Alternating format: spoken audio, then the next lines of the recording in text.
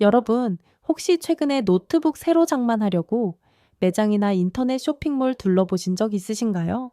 아마 가격표를 보고 내 눈을 의심하신 분들이 한두 분이 아닐 겁니다. 분명히 몇 년 전까지만 해도 100만 원 초반 되면 꽤 괜찮은 사양의 노트북을 샀던 것 같은데, 이제는 좀 쓸만하다 싶으면 200만 원은 우습게 넘어가고, 고사양 모델은 400만 원, 500만 원까지 치솟고 있죠. 이거 정말 말이 안 되는 상황 아닙니까? 월급 빼고 다 오른다지만 노트북 가격은 거의 수직 상승을 하고 있어요. 도대체 왜 이런 일이 벌어지는 걸까요? 단순히 물가가 올라서, 아니면 기업들이 담합이라도 한 걸까요? 아닙니다. 이 뒤에는 전 세계 경제의 심장이라 불리는 반도체, 그 중에서도 우리가 미처 생각지도 못했던 아주 거대한 전쟁이 숨어 있습니다. 그런데 말입니다. 여기서 정말 무서운 건 따로 있습니다. 노트북 가격이 이렇게 미친 듯이 오르는 걸 지켜보면서 우리 마음 한구석에 피어오르는 아주 불길한 예감 하나 있죠. 잠깐만, 그럼 내가 매일 쓰는 이 스마트폰 값도 조만간 노트북처럼 폭등하는 거 아냐? 하는 공포 말입니다. 다행히 아직 스마트폰 가격이 노트북처럼 하룻밤 사이에 2배씩 뛰지는 않았습니다. 하지만 안심하기엔 이릅니다. 지금 반도체 시장에서 벌어지는 일들을 보면 이건 마치 폭발하기 직전의 활화산을 바라보는 것과 같거든요.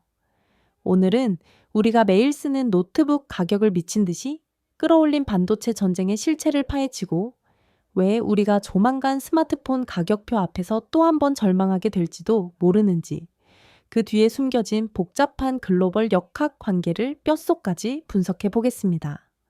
먼저 노트북 가격을 이 지경으로 만든 주범부터 잡고 가야 합니다. 바로 2024년부터 전 세계를 휩쓸고 있는 AI 광풍입니다. 여러분, 엔비디아라는 회사 이름 한 번쯤은 들어보셨죠? 이 회사가 만드는 GPU, 즉 그래픽 처리 장치가 없으면 지금의 챗GPT 같은 인공지능은 아예 돌아가지도 않습니다. 그런데 이 GPU가 제 성능을 내려면 반드시 옆에 찰떡같이 붙어 있어야 하는 메모리 반도체가 있어요. 그게 바로 요즘 신문 경제면을 도배하고 있는 HBM, 즉 고대역폭 메모리입니다. 이 HBM이 왜 문제냐고요? 반도체 공장은 생산 능력이 정해져 있습니다. 그런데 돈이 되는 HBM 주문이 전 세계에서 폭주하니까 삼성전자나 SK 하이닉스 같은 기업들이 일반적인 노트북용 D램 생산 라인을 줄이고 HBM 생산에 올인하기 시작한 겁니다. 자, 상상해 보세요. 공장에서 빵을 굽는데 비싸게 팔리는 케이크 주문이 너무 많아서 일반 식빵 만드는 기계를 다 케이크용으로 바꿔버린 겁니다. 당연히 시장의 식빵은 부족해지고 가격은 미친 듯이 뛰겠죠. 지금 우리가 노트북에 들어가는 램 가격 때문에 고통받는 이유가 바로 이겁니다. 그런데 여기서 끝이 아닙니다. 노트북의 머리라고 할 수 있는 CPU 가격도 무시무시하게 올랐습니다.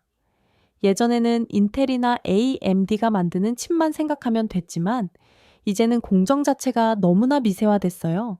3나노, 2나노 하는 말 들어보셨죠? 이런 초미세 공정을 할 수 있는 회사는 전 세계의 대만의 TSMC와 삼성전자 정도밖에 없는데, 이들의 파운드리, 즉 반도체 위탁 생산 비용이 매년 천문학적으로 치솟고 있습니다.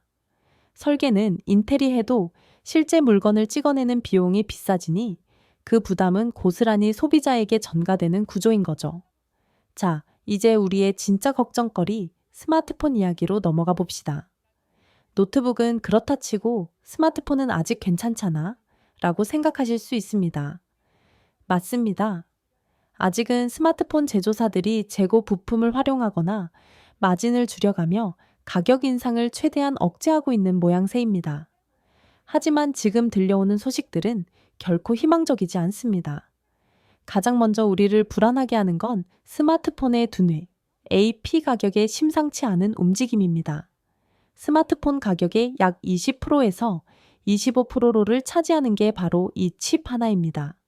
그런데 안드로이드 진영의 대장격인 퀄컴의 스냅드래곤 최신 칩셋 가격이 매년 20% 가까이 오르고 있다는 분석이 나오고 있습니다. 칩 하나 가격이 수십 달러씩 오르는데 이게 쌓이고 쌓이면 결국 기기 값에 반영될 수밖에 없겠죠?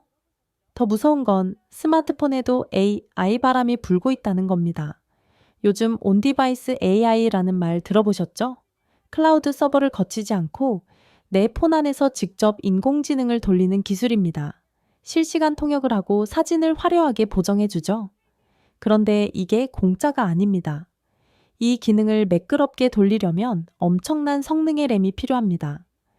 과거에는 8기가 램만 있어도 와, 사양 좋다 했는데 이제는 12기가, 16기가를 넣어야 AI 폰 명함을 내밀 수 있습니다. 앞서 말씀드린 것처럼 메모리 공장들이 HBM 만드느라 바쁜데 스마트폰 램 수요까지 폭발하면 네, 가격은 불을 보듯 뻔합니다. 또한 스마트폰 제조사들의 교묘한 급 나누기 전략도 우리가 긴장해야 할 이유입니다. 기본 모델 가격은 동결하는 척하면서 우리가 정말 사고 싶은 핵심 기능들은 전부 울트라, 프로맥스 같은 초고가 라인업에만 몰아넣고 있습니다. 결국 대다수의 소비자는 더 비싼 제품을 선택하게 유도당하는 셈이죠. 이건 사실상 가격 인상이나 다름없습니다. 스마트폰 시장도 이제 초고가 프리미엄 지옥으로 변해가고 있는 겁니다. 여기에 결정타는 바로 사후 지원 비용입니다. 요즘 제조사들이 최신 폰을 사면 7년 동안 소프트웨어 업데이트를 해주겠다고 홍보하죠. 소비자 입장에선 든든해 보이지만 기업 입장에선 7년치 관리 인건비를 미리 책정해야 합니다. 이 비용이 어디서 나올까요? 당연히 여러분이 처음에 지불하는 제품 가격에 녹아들 수밖에 없습니다. 우리는 지금 기계값뿐만 아니라 미래의 서비스 비용까지 선불로 내고 있는 셈입니다. 여기서 우리가 한 가지 더 주목해야 할 부분은 지정학적 리스크입니다. 지금 전 세계는 반도체 패권 전쟁 중입니다. 미국과 중국이 서로를 견제하며 반도체 공급망을 자기 쪽으로 끌어오르려고 난리도 아니죠. 이 과정에서 보조금 전쟁이 벌어지고 생산 거점이 옮겨지면서 효율적이었던 글로벌 공급망이 파편화되고 있습니다. 효율성이 떨어진다는 건 곧 비용 상승을 의미합니다. 과거처럼 저렴한 노동력과 효율적인 물류로 싸게 찍어내던 시대는 이제 막을 내리고 있다는 뜻입니다. 심지어 반도체를 만드는 데 들어가는 필수 가스나 희귀 금속 같은 원자재들도 문제입니다. 러시아와 우크라이나 전쟁이 길어지면서 넌 가스 같은 반도체 필수 소재 수급이 불안정해진 것도 한몫했죠. 우리가 매일 유튜브를 보고 카톡을 하는 그 얇은 기기 한 대에 전 세계의 전쟁과 정치가 다 얽혀 있는 겁니다. 정말 어처구니가 없으면서도 무서운 현실이죠. 그럼 이제 시청자분들은 이런 의문이 드실 겁니다. 아니, 그럼 언제 사야 돼? 좀 기다리면 가격이 떨어질까? 결론부터 말씀드리면 안타깝게도 단기간에 예전 같은 저렴한 가격으로 돌아가기는 매우 힘들어 보입니다. 노트북 가격 폭등은 이미 현실이 되었고 스마트폰은 그 폭풍의 전야를 지나고 있습니다. 반도체 산업의 사이클이 돌아온다고 해도 AI라는 거대한 구조적 변화가 수요의 기준 자체를 높여버렸기 때문입니다. 고성능 기기는 이제 사치제를 넘어 필수 전략 자산이 되었습니다. 전문가들은 2026년 이후에도 전자기기 전반의 가격 상승세가 꺾이지 않을 것으로 전망합니다. 오히려 깡통 사양이라 불리던 저가형 모델들은 아예 시장에서 사라질 수도 있어요. 기업들이 이윤이 안 남는 저사양 모델보다는 비싸게 팔 수 있는 고사양, AI 모델에 집중할 것이 뻔하기 때문이죠. 결국 소비자의 선택지는 더 좁아지고 지갑은 더 얇아질 수밖에 없는 구조로 가고 있습니다. 자, 그렇다면 우리는 어떻게 대응해야 할까요? 이제는 무조건 최신형, 최고 사양만 고집하기보다는 자신의 사용 용도를 아주 냉정하게 분석해야 합니다. 내가 진짜로 내 폰과 노트북에서 AI 기능을 100% 활용할 일이 있는지 따져봐야 한다는 거죠. 가성비를 중시하신다면 오히려 한두 세대 지난 전 세대 플래그십 모델을 노리거나 리퍼빗이 시장을 적극적으로 활용하는 것도 현명한 방법입니다. 지금은 브랜드 이름값에 돈을 지불하기엔 반도체 값이 너무나 비싼 시대니까요. 어쩌면 우리는 이제 전자기기를 소모품이 아닌 자동차처럼 큰맘 먹고 사야 하는 자산으로 인식해야 할지도 모릅니다. 한 번 사면 5년, 7년 이상 써야 하는 고가의 장비가 된 것이죠. 기술의 발전이 우리에게 편리함을 줬지만 그 대가로 지불해야 하는 비용은 과거와 비교할 수 없을 정도로 커졌습니다. 오늘 여러분과 함께 노트북 가격 폭등의 배후와 스마트폰 가격에 대한 불길한 징조들을 살펴봤습니다. 반도체라는 작은 칩 하나가 어떻게 우리의 일상을 흔들고 전 세계 기업들의 전략을 바꾸는지 정말 놀랍지 않나요? 이 영상이 여러분의 현명한 소비와 경제 흐름을 읽는 눈에 조금이나마 도움이 되었기를 바랍니다.